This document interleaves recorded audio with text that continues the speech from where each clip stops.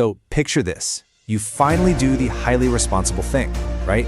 You start saving money every single month. You move a little bit into your savings account, $100 here, $200 there, and honestly, you feel incredibly good about it. You're being disciplined, you're financially mature. But then, one day, you open up your banking app and face a pretty disappointing reality. You've got $10,000 sitting right there, and it's earning something like 0.5% interest. Do you know what that actually means?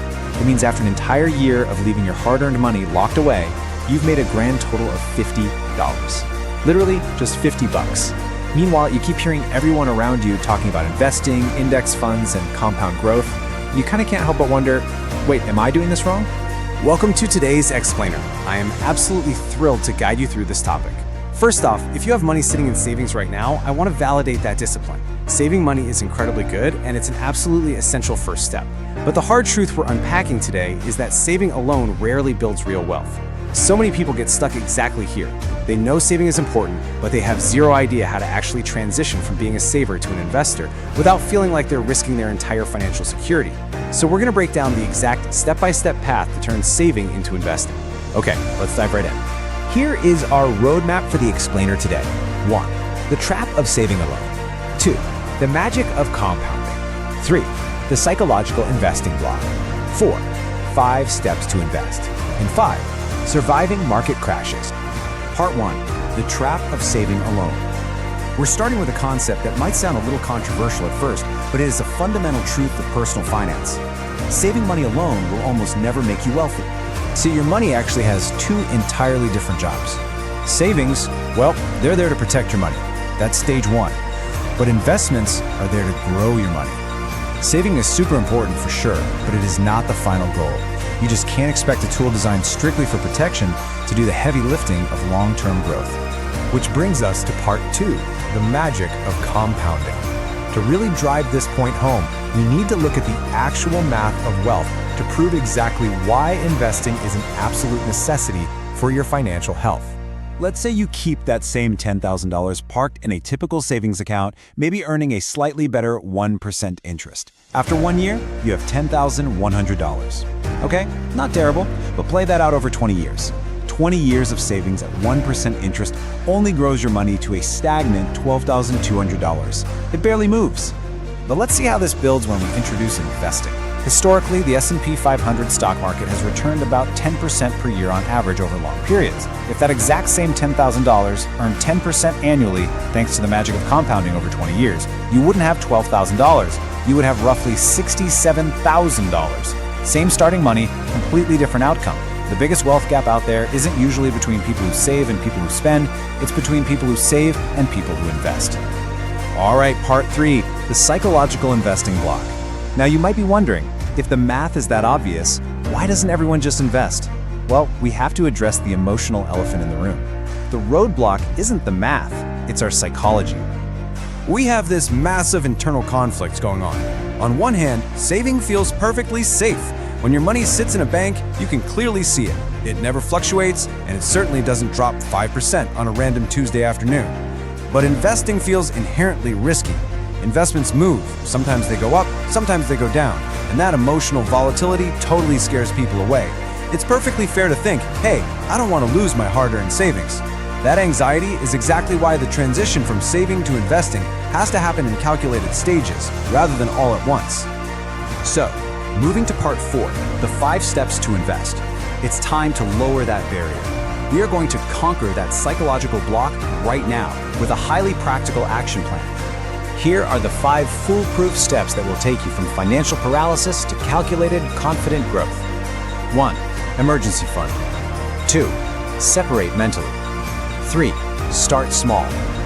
4. Simple investments. And 5. Stay disciplined. Let's walk through these. Step 1 is building a real emergency fund. Before you invest a single dollar in the stock market, you really need 3 to 6 months of living expenses saved in cash. The crucial point here is that this money stays in savings. It's absolutely not for investing. It's for unexpected problems like a job loss, medical emergencies, or a sudden car repair. What most people don't realize is that the biggest reason folks panic sell their investments is simply because they need the cash too soon. This fund protects your investments from your own life emergencies. Step 2 is a brilliant psychological trick. Separate saving from investing mentally. Just think of your money in two distinct buckets. Bucket 1 is your safety money. That's your emergency fund, and it does not move. Bucket 2 is your growth money. Because you already have your safety net in place, this growth bucket is officially allowed to fluctuate. Its only job is to grow over time, and mentally separating these two things dramatically reduces your anxiety. Step 3 is to start investing small. A lot of beginners mistakenly think investing requires thousands of dollars upfront. It absolutely doesn't. Many platforms allow you to start with just $50 or $100. The goal here at the very beginning isn't to generate massive profits right away. The goal is simply building the habit. When it comes to investing, consistent habits matter far, far more than perfect timing. Step 4 is focusing on simple investments first. Beginners often make this massive mistake of jumping straight into day trading, options, or crypto speculation. But the simplest investments almost always outperform the complicated ones. That's where index funds come in. Instead of trying to guess which one single company will win, an index fund tracks the overall market. You're basically buying a tiny piece of hundreds of companies all at once. It provides immediate diversification, much lower risk, and steady long-term growth. Turns out the most powerful investing strategy is actually wonderfully boring. And you don't just have to take my word for it. Legendary investor Warren Buffett has repeatedly recommended this exact approach: low-cost index funds for most regular investors. If the most successful investor of our lifetime says simple is better, we should probably be taking notes.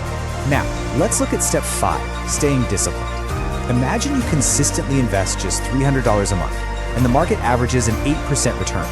Fast forward 25 years.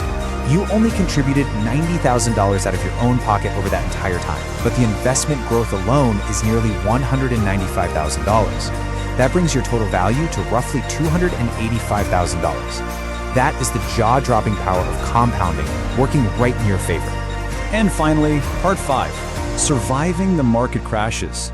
Because of course, the journey over those 25 years isn't going to be a straight, smooth line. Think of saving money like storing seeds in a glass jar. Yes, you are perfectly protecting them, but absolutely nothing is going to grow in there. Investing is like taking those seeds and planting them in the dirt. At first, it looks messy. You don't see results immediately, and there are storms. But over time, things take root, and eventually you have a harvest far, far bigger than the original seeds you planted. Now, you might be thinking, okay, but what if I start planting my seeds and the market crashes? It's a really great question. But market crashes are completely normal. They've happened dozens of times throughout history. And here's the secret insight. Long-term investors actually benefit from downturns. When markets drop, your $300 a month suddenly buys more shares at lower discounted prices. It's literally like a massive sale at your favorite store. This often leads to much stronger returns when the markets inevitably recover. This is exactly why experienced investors stay calm. They're thinking in decades, not in days. So let's tie this whole shebang together. What's the ultimate takeaway we've explored today? It's this: saving money gives you stability, but investing money gives you freedom. The earlier you manage to combine the strict protection of your emergency savings with the long-term growth of a simple index fund, the more incredibly powerful your financial future becomes. Which leaves us with one final question for you to ponder as we wrap up this explainer. Looking at your own financial life right now, are you currently stuck in the saving stage, or have you already taken the leap and started investing? Take a moment to reflect on where you are, and more importantly, what your very next step needs to be. Thank you so much for joining me to explore this topic today. I really hope this breakdown has empowered you with the knowledge to make your